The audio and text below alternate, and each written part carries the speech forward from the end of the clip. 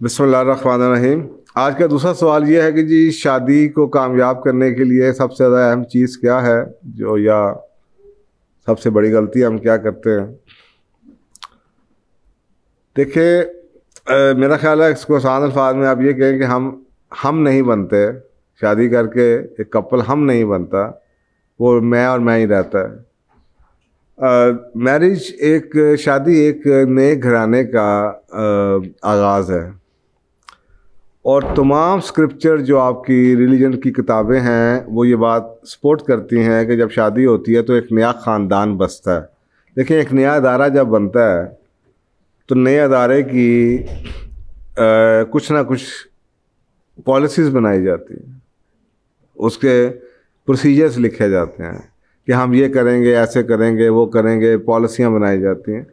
मुझे सवाल मेरा ये है कि जब आपका नया घराना बनता है तो क्या आपकी पॉलिसियाँ बनाते हैं? मेरा नहीं ख्याल कि 1% लोग भी ऐसे होंगे जो बनाते होंगे। तो होता ये है कि बेटा जौन सा है वो आ रहा है अपने घर से, 25, 26, 27, 28, 29, 30 साल उसकी उम्र है। उसने जो शौरी या लाशौरी तौर पे अपने घर में देखा है, बाप को करते देखा है या माँ को करते, उसकी वही तरबियत है, वही उसके बिलीव्स हैं। इसी तरीके से जो बच्ची आ रही है वो अपने घर में 20, 22, 24, 26 साल रह के आ रही है, उसके वो अपने बिलीव्स हैं। अब दोनों एक घर तो बने, एक घर में आ गए, लेकिन वो एक नहीं हुए, क्योंकि एक उस वक्त होंगे जब इनको चलाने का, उस नए घराने को चलाने का कानून भी एक होगा। तो वो दोनों फैमिलियों के दो कानून ही चलते रहते हैं, वो आपस में ही एक दूसरे से लड़ते रहते हैं। हस्बैंड और वाइफ दोनों का इमोशनल तौर पे अपने घर को पीछे छोड़ना ख़ानदान को बड़ा मुश्किल होता है। वो फिजिकल तौर पे तो आ जाते हैं, साथ रह लेंगे, लेकिन सुई उधर की उधर ही अड़ी रहेगी। हमारे घर में ऐसा होता था, हमारी अम्मा ऐसी करती थी, मेरे वालिद साहब ऐसे करते थे, हमारे ख़ानदान में ऐसा नहीं होता था। ये ज़बान चलती रहती है। अब आप मुझे बताएं कि जी एक अदारा डिफरेंट पॉलिसियों से नहीं चल सकता, एक घर कैसे चल सकता है? घर भी नहीं चलेगा। तो इसका मतलब ये हुआ कि हमें अपनी बाउंड्रीज बनानी पड़ती हैं, अपनी लिमिट्स बनानी पड़ती हैं, उस ख़ानदान की लिमिट्स बनानी पड़ती हैं जो आज शादी के बाद वजूद में आया। और ये इख्तियार सिर्फ और सिर्फ इन दो लोगों का जिन्होंने इस नए घर का आगाज़ किया है, उनका है। वो अक्सर औक़ात वो एक वर्ड होता है हम अक्सर यूज़ करते हैं, बड़ा उसको सेलिब्रेट करते हैं कि जनाब हनीमून पे गए हैं। तो मैं अक्सर लोगों से पूछता हूँ कि यार हनीमून की हिस्ट्री क्या है? What is honeymoon? मैं हनीमून में तो यही है ना कि जी आज आपकी शादी हुई है, आप जनाब चले गए 10 दिन के लिए, 15 दिन के लिए, और by the time you come out आपको एक गाइडलाइन होनी चाहिए कि आपके नए घराने की क्या बाउंड्रीज़ हैं। छोटी छोटी बातें हैं कि जनाब अगर मेरे घर में कुछ होगा तो आप नहीं बोलेंगी, आप मेरे घर में आपको बचाना मेरी जिम्मेदारी है, आपके घर में मेरी इज़्ज़त करवाना आपकी ज़िम्मेदारी है। मैं आपके घर वालों के आगे नहीं बोलूँगा, आप अपने घर के आगे नहीं बोलेंगी। हम इतने बजे उठेंगे, हम इतने बजे नहीं जाएंगे, हम सोएंगे, हम नीचे बैठेंगे, हम ऊपर बैठेंगे, हम मिलेंगे, हम खाना इकट्ठे खाएंगे नहीं खाएंगे, कोई कुछ कहेगा तो हम क्या हैंडल करेंगे। हम कभी ये बाउंड्रीज बनाते ही नहीं, बस हमारा हर दिन ऐसे ही शुरू होता है और देखते हुए कि अच्छा देखें आज क्या होगा, जब होगा देखी जाएगी। जब होता है तो फिर सारा जो दिन है और जो हफ्ते हैं और महीने हैं वो मैदान जंग बने रहते हैं।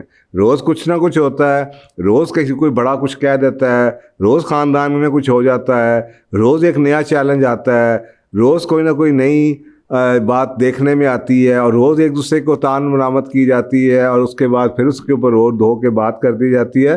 लेकिन हम प्रोएक्टिव होकर कभी भी प्लान नहीं करते कि अगर ऐसे हालात आएँ, टेबल पे बैठे हों, उसका बाप ये कह दे या सास ये कह दे तो लड़की ने क्या कहना है, क्या नहीं कहना, और लड़के को क्या कहना चाहिए। मेहमान आ जाएं, 10 बज जाएँ, 11 बज जाएँ, 12 बज जाएँ, तो क्या आपने अपने बच्चों को छोड़ के नीचे बैठे रहना, या आपकी ज़िम्मेदारी है इस वक्त आपके अपने बच्चों की एक्सक्यूज़ करके आप ऊपर आएंगे? आपके घर में अनवांटेड अनइन्फॉर्म्ड गेस्ट आएंगे तो आप उनको वेलकम करेंगे? अब लोग तो आने अपनी कन्वीनियंस पे आपके घर कोई आ जाता है। लेकिन आप लोगों ने सुबह उठना है, जाना है, आपकी अपनी रूटीन है, बच्चे को टाइम डिस्टर्ब हो रहा है, तो उसके लिए आपकी क्या गाइडलाइंस हैं? खाना पकाना, खाना टेबल पे आप खाएंगे, कमरों में खाएंगे, ज़्यादा टाइम पे खाएंगे, ये छोटी छोटी बातें हैं कि पूरी की पूरी पॉलिसी गाइडलाइंस होती हैं, बाउंड्री सेट की जाती हैं। हम ये करेंगे, हम ये नहीं करेंगे, हम ये कर सकते हैं, इस घर में ये नहीं होगा। तो होता ये है कि आपको पता है, जब आप ज़्यादातर लोग यहाँ पे एक्सटेंडेड फैमिली सिस्टम में रहते हैं, तो हर आदमी जौन सा है वो नोज़ी होता है, हर बात में वो टांग अड़ाता है। तो आपको पता ये होना है, जितने लोग आए उतने ही उनके मुंह हैं, उतनी उनके ऑब्जेक्शंस होंगे, उतने उनके मशवरे होंगे। तो आप लोगों ने मसला, एक छोटी सी एक वजह जिसकी वजह से अक्सर घरों में लड़ाई होती है, तुम्हारी अम्मा ने मुझे ये कहा, तुम्हारे वालिद साहब ने मुझे कहा, तुम्हारे भाई ने मुझे कहा। तो अगर आपने पहले ही गाइडलाइन बनाई हो कि जी बीबी, मैं I am responsible for myself, you are responsible for yourself, और लोगों का मुंह हम बंद नहीं कर सकते, तो हम लोगों के कहने के ऊपर हमारे घर में लड़ाई क्यों हो रही है? हम तो ये तो इनके आप ये तो ऐसी बात हुई कि कोई गुजरता हुआ कोई कुछ कह दे तो आपसे एक दूसरे का सर फाड़ना शुरू कर दें। लोगों ने तो बात आना नहीं है, वो तो आपसे ऐसी बातें करते रहेंगे। तो आई थिंक कि मैं अक्सर का लोगों को ये भी एडवाइस करता हूँ कि अगर मेका है, लड़की का माँ बाप हैं, तो वहाँ पे अगर लड़की को चाहिए कि वो गाइडलाइंस जो बनाई हैं उसके ऊपर कहे नहीं अम्मी मेरे हस्बैंड का इंतज़ार कर लें, वो आएंगे, उनके लिए खाना बनाना है नहीं बनाना, उसको हैंडल करने दें।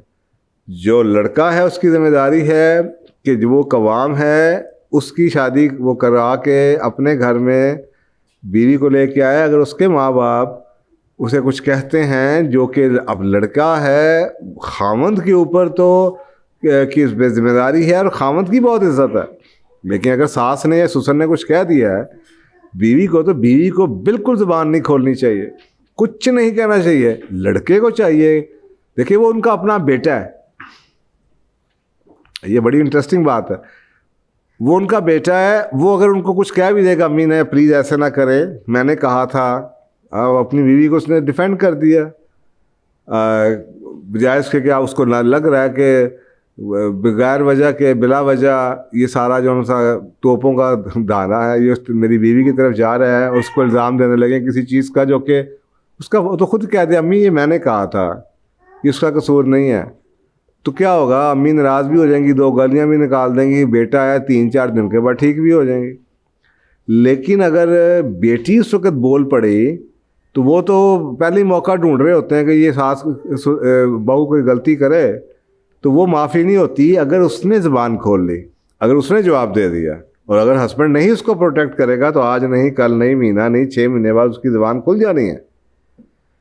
तो अब ये आपको पता है, ये तो इसके लिए तो कोई साइंस है नहीं, ये तो साफ है कि आप एक नए घर में शादी हो रही है, नए लोग हैं, तो अगर आप अपने घर में गाइडलाइन नहीं बनाएंगे, लोगों के मुंह तो बंद होने नहीं, उन्होंने तो कुछ कहना है, तो आपको जब पता है उन्होंने कहना है तो आपको गाइडलाइंस तो पहले इससे बनानी चाहिए कि आप इसको हैंडल कैसे करेंगे, कौन और कौन करेगा। कंसिस्टेंसी होनी चाहिए इससे पहले कि आपके बच्चे जंगल में रहें, उनको पता ही ना हो कि जनाब क्या कानून है, कभी कोई दादा का कानून चल रहा हो, कभी नाना का कानून चल रहा हो, और बाप की कभी कानून चल रहा हो, वो कंफ्यूज रहें। तो कम से कम कोई ना कोई तो उनको आप गाइडलाइंस देंगे, उनको कुछ तो अखलाकियात या मोरालिटी या आदाब पढ़ाने के लिए अपनी एक बाउंड्री तो आपको पता होनी चाहिए। बाउंड्री अगर होगी नहीं तो वो बाउंड्री आप औलाद को पढ़ाएंगे कैसे? अगर आपने अपने घर की कोई पॉलिसी बनाई नहीं है कि जी हम टेबल पे बैठ के खाना खाते हैं, हम इकट्ठे खाना खाते हैं, फ़र्ज़ करें, तो बच्चों ने अगर आपको देखा नहीं है, बच्चों से पहले अगर आपने बाउंड्रीज इस्टेब्लिश की नहीं, तो आप मियाँ बीवी तो कर नहीं पाए, और आप ये एक्सपेक्ट करते हैं कि कल को बच्चे बड़े हो जाएंगे तो आप ये 4 लोग मिलकर ये फैसला कर देंगे, फिर कभी भी नहीं होगा। तो आई थिंक ये शुरू से ही किए जाते हैं। तो ये सबसे बड़ी गलती भी यही हम करते हैं कि हम वो बाउंड्रीज एस्टेब्लिश नहीं करते, हम नहीं बनते हैं। अच्छा, अब इसका तरीका क्या है? इसका सिंपल सा तरीका है, देखें, कहते हैं ना किसी चीज़ में भी, अल्लाह के निज़ाम में कभी भी किसी चीज़ में कभी कोई बुराई नहीं हुई, कुछ ना कुछ अच्छाई ज़रूर होगी, बुरी से बुरी चीज़ में भी कुछ ना, गोबर है गोबर में भी कोई फ़ायदा तो है ना। तो ये नहीं हो सकता कि किसी ख़ानदान में कोई अच्छाई ना हो।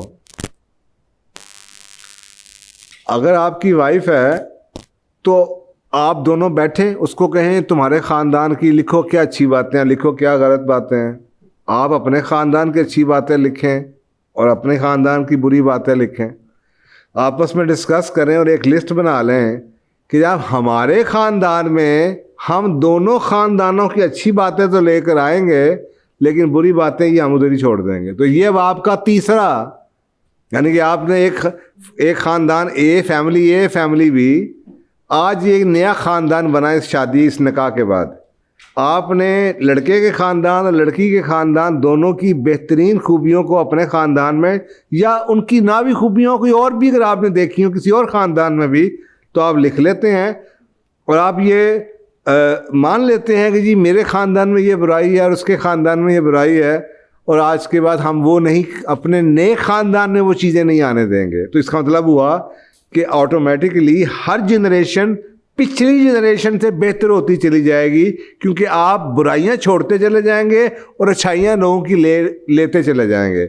अब ये जो आप निज़ाम बनाएंगे, ये जो पॉलिसी बनाएंगे, ये जो बाउंड्री बनाएंगे, ये आपके ख़ानदान की बका के लिए और उसके ताल्लुकात के लिए बहुत ज़रूरी है, क्योंकि ये बाद में कभी भी नहीं बनी, 10 साल के बाद कभी नहीं बनी, शादी के 5 साल के बाद नहीं बनी, ये पहले बन गई तो बन गई।